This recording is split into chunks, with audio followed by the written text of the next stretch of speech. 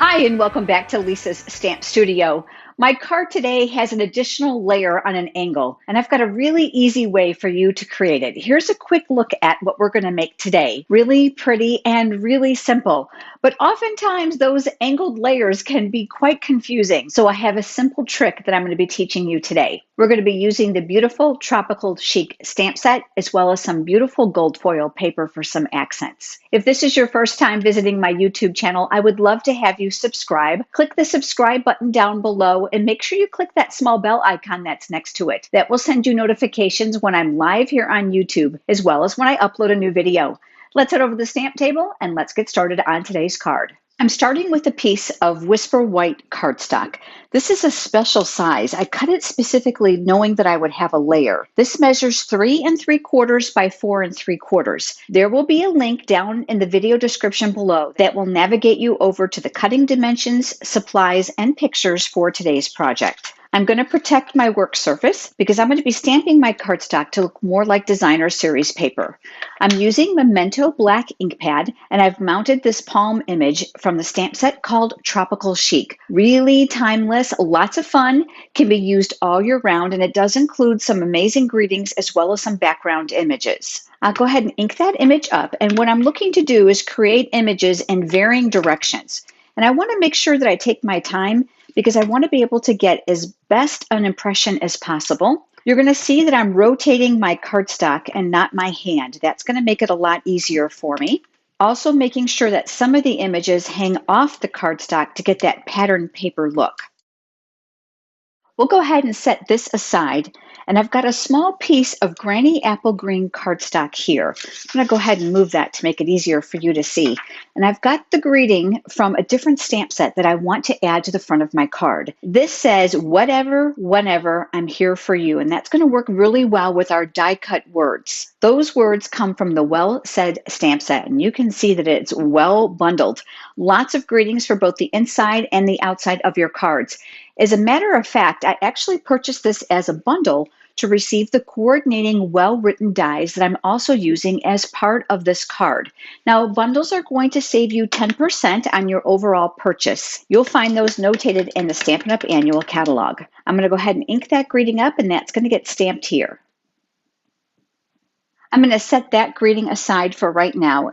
And the next thing I'm going to do is die cut the words from the gold foil. From the well-written dies, I've pulled out the word friend, and I'm going to place it on top of my gold foil. Now, I want to give you a die cutting tip that might help you. If your clear cutting mats for your die cutting machine look anything like mine, they are well etched from use. Oftentimes that etching can transfer to foil and even vellum. So what I like to do is I like to make sure that I cover that paper with a piece of white copy paper. That piece of copy paper is going to protect that foil. Now that the words have been die cut, I'll go ahead and set those aside. We'll come back to those in just a moment. I have a piece of basic black cardstock here. This measures 5.5 by 8.5. I did score it in half right before you joined me. I'm going to go ahead and fold that, and I'm going to use my bone folder for that nice crisp edge on this card. This is where we're going to do the layers that I talked about in the introduction. I cut a piece of Granny Apple Green cardstock, the same size as this card front, which is 4 1/4 by 5.5. I'm going to lay that here to give you an idea of how I calculated the angle for my card layer.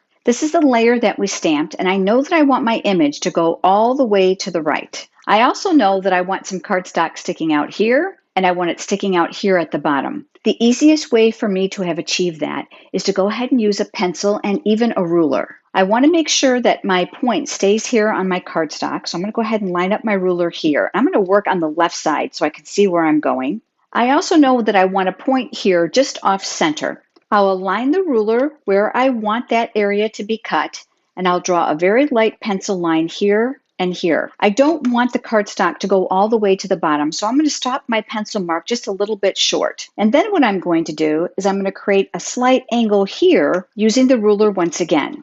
Now I realize that's going to be really difficult to see in the video because I did make it very, very light, but I'm going to use my trimmer now to cut away that angle. I have my Stampin' Trimmer here. It includes both a dark blade for cutting and a light blade for scoring, and I love that they navigate up and down out of the way. I've lifted the clear arm here so that I can do some cutting, and this black strip right down the center is the actual cutting guide for the blade. What I'm going to do is I'm going to navigate that top corner here inside that track and the bottom pencil mark here at the bottom end of my track. And then once I close this arm, I'm able to view through the clear cutting gauge, and then I'll go ahead and slice. That's going to give us these two pieces.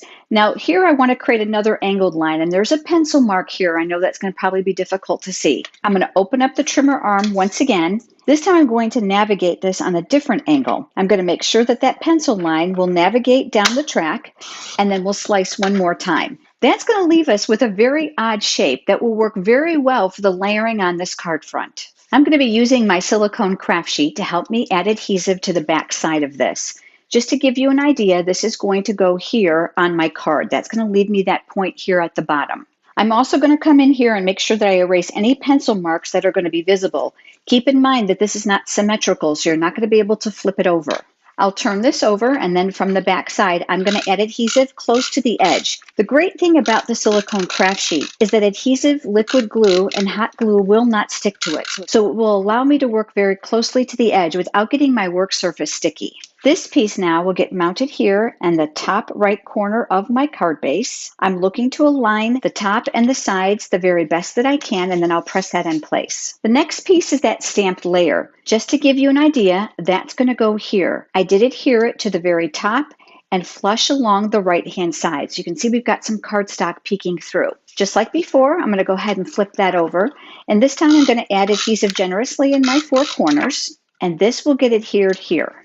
Remember that stamped greeting? Well, I'm going to go ahead and flip that over. I'm going to be using full-size dimensionals for the back of this, and I like to make sure that those are well balanced because I know I'll be mailing my card. I'm using my Take Your Pick tool with the paper piercing tool tip, and I'll remove those paper backings. I chose to place my greeting here near the bottom left side, overlapping a little bit on the black, just to give it a little bit more dramatic look. And you remember that gold foil greeting? We're going to adhere this as well. And the easiest way for me to do that is to flip it upside down here on my silicone craft sheet.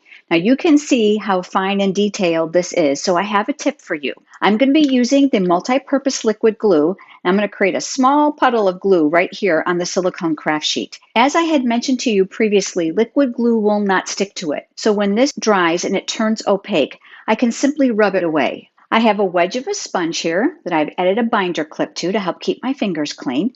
I'm going to pick up some glue and just dissipate that, and I'm going to tap that on the back side. Now this glue is very, very strong, so you don't need to add a whole lot, and you certainly want to be very careful that you don't get glue on the front of the foil. And then I'll go ahead and adhere this also over to the left side just for that dramatic look. I make sure that I put my sponge in an airtight container so that it doesn't get dry, and I can use that over and over again. To play up a little bit of that gold, I'm going to be using these beautiful gold glitter enamel dots. Now this product is only available while supplies last during the Christmas Time is Here suite of products. I'm going to choose one of the smaller enamel dots here for the letter I. They already have glue dots on the back, which makes them easy to use. I'll go ahead and choose a medium-sized one to place down here near the greeting. And then finally, I'll choose another smaller one to go down here in the black area so that it's a little bit more predominant. Very simple, but that background layer really brings a lot of interest to the front of this card. Here is the card we created together today, the one I created before you joined me. Now, if you don't already have a Stampin' Up! Demonstrator and you're interested in receiving a complimentary copy of the current catalog, head over to lisasstampstudio.com and click on Contact Me. If you have enjoyed today's video, please give it a thumbs up here on YouTube, which is a like. It certainly helps. And if you have another tip on how to adhere these offset layers, I would love to know. Leave me a comment below. Thank you so much for joining me. I look forward to seeing you next time. Have a great day.